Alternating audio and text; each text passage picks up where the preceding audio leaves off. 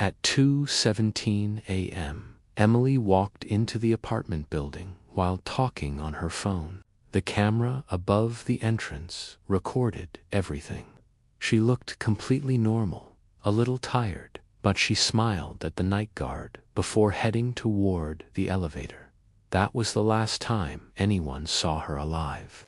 Emily, 29 years old, worked for a digital marketing company and lived alone on the 8th floor. Her life seemed quiet and stable. No problems with neighbors, no conflicts with family, and no complicated relationships. At least, that was what everyone believed. At 2:19 a.m., she stepped out of the elevator and walked toward her apartment. She took out her keys, unlocked the door, and went inside. After that, nothing. According to the security cameras, she never left again. No one visited her. No one entered or exited the floor until morning. The next day, she didn't show up for work. A coworker tried calling her repeatedly, but there was no answer. By evening, her family began to worry. Around midnight, police arrived at the building. The door was locked from the inside. There were no signs of forced entry. When officers entered, the apartment looked strangely normal. Her bag was on the table. Her shoes were neatly placed by the door. Her phone lay next to the couch, but Emily was gone. Strangely, the bed hadn't been used, as if she had never gone to sleep. Detectives reviewed the security footage again and again. Everything appeared normal. No one entered after she returned. No one left. The balcony was 8 floors above the ground, with no signs of disturbance. There was no logical explanation. During the investigation, one officer asked about building maintenance. It turned out there was one person who had access to spare keys for all apartments in case of emergencies. His name was Daniel, a maintenance technician who had worked there for 3 years, quiet, reserved, and living in the same building on the ground floor. When questioned, Daniel appeared cooperative. He said he hadn't been called for any repairs that night and claimed the spare keys were locked inside the management office. But when investigators checked the electronic access log, they found that the management office door had been opened at 1:41 a.m., about 30 minutes before Emily returned home.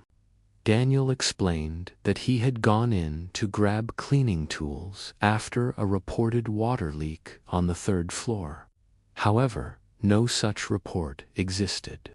Suspicion began to grow, but there was still no direct evidence. No unfamiliar fingerprints in the apartment. No signs of struggle. No blood.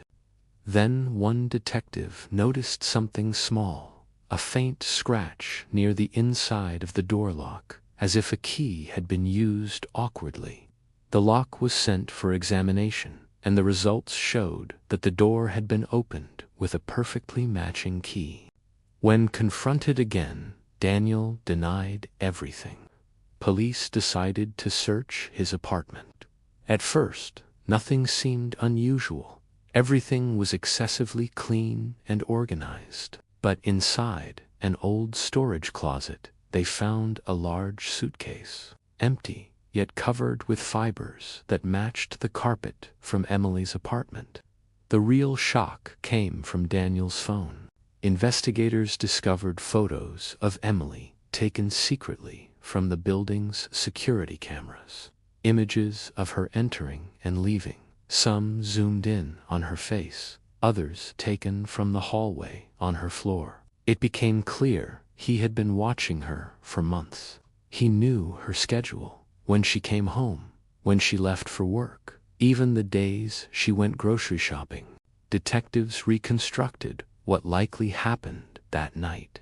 Daniel entered the management office, took the spare key, and went into Emily's apartment before she arrived. He waited inside. When she came home, he surprised her. But one question remained. Where was her body? The search continued for days. The roof, the basement, storage areas, trash rooms. Nothing, until a building worker reported a strange smell near the pump room beneath the building.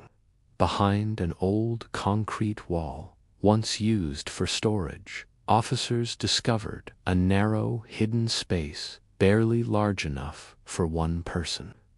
That's where they found Emily. The medical report confirmed she died from suffocation the same night. It had taken only minutes. During the final interrogation, Daniel broke down. He confessed he had become obsessed with her. He saw her every day, yet she never noticed him. He said he only wanted to talk to her, but things spiraled out of control. He was sentenced to life in prison. But what frightened residents the most wasn't just the crime itself. It was the realization that the killer wasn't a stranger breaking in from outside. He had the keys. He walked past them every day, and he knew far more about them than they ever imagined.